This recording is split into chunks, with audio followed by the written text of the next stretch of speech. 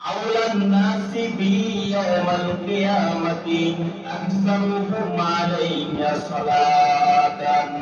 কিয়ামতের দিন সবথেকে আমার নিকটবর্তী ওই বান্দা হবে, ওই উম্মত, আমার ওই উম্মত সবথেকে বেশি আমার নিকটবর্তী হবে। আকসারুহুম আলাইয়া সালাতান, যে বেশি থেকে বেশি আমার উপরে দুরূদ শরীফ পাঠ করে সেই আমার কাছে বেশি আমার নিকটবর্তী থাকবে। সুবহানাল্লাহ।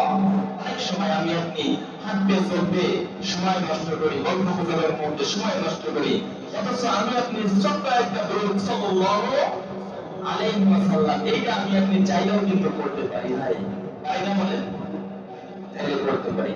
হাদিসের মধ্যে আল্লাহ নবী সাল্লাল্লাহু আলাইহি ওয়াসাল্লাম বলেছেন, সবথেকে কিয়ামতের দিন আমার কাছে আমার ওই উম্মত থাকবে যেই উম্মত বেশি থেকে বেশি আমার উপরে দুরূদ শরীফ পাঠ করবে, বেশি থেকে বেশি দুরূদ শরীফ পাঠ করবে, ইস্তেগফার করবে, সেই বেশি আমার নিকটবর্তী হবে। তাহলে আমি আপনি পারবো তো ভাই ইনশাআল্লাহ বিভিন্ন সময় এই ছোট্ট একটা দুরূদ শরীফের আমল করতে সাল্লাল্লাহু আলাইহি ওয়াসাল্লাম? পারবো তো ইনশাআল্লাহ? আল্লাহ তাআলা তৌফিক দান করুন। সকলে বলি আমিন। অপর হাদিসের মধ্যে আল্লাহ নবী সাল্লাল্লাহু আলাইহি ওয়াসাল্লাম বলতেছেন, আল্লাহুম্মা সাল্লি আলা মুহাম্মাদ ওয়া আনজিলহুল মাকাদাল মুকাররাবাতি ইনদাকা ইয়াওমাল কিয়ামাহ।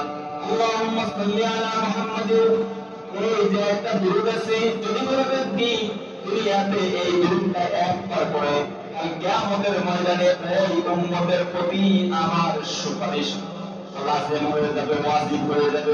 সুবহানাল্লাহ।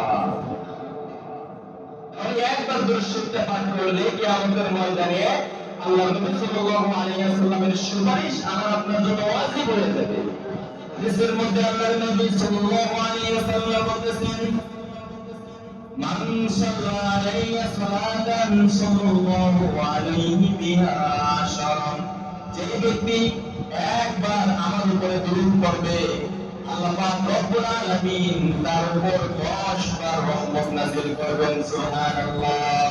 মান সাল্লা আলাইয়া সালাতান ওয়াহিদাতান সাল্লাল্লাহু আলাইহি বিহা আশারা সালাওয়াতিন, যে ব্যক্তি আমি নবীর উপরে একবার দুরূদ শরীফ পাঠ করবে, সাল্লা আলাইয়া সালাতান ওয়াহিদাতান, একবার দুরূদ শরীফ পাঠ করবে, সাল্লাল্লাহু আলাইহি বিহা আশারা সালাওয়াতিন, আল্লাহ পাক রব্বুল আলামিন ওই ব্যক্তির আমলনামায় 10টা রহমত নাযিল করবেন এবং তার জিন্দেগি থেকে তার আমলনামা থেকে 10টা গুনাহ মাফ করে দেবেন এবং আল্লাহ পাক রব্বুল আলামিন ওই ব্যক্তিকে 10 ভাগ সম্মান তার দুনিয়াতে বৃদ্ধি করে দেবেন। জোরে বলেন সুবহানাল্লাহ।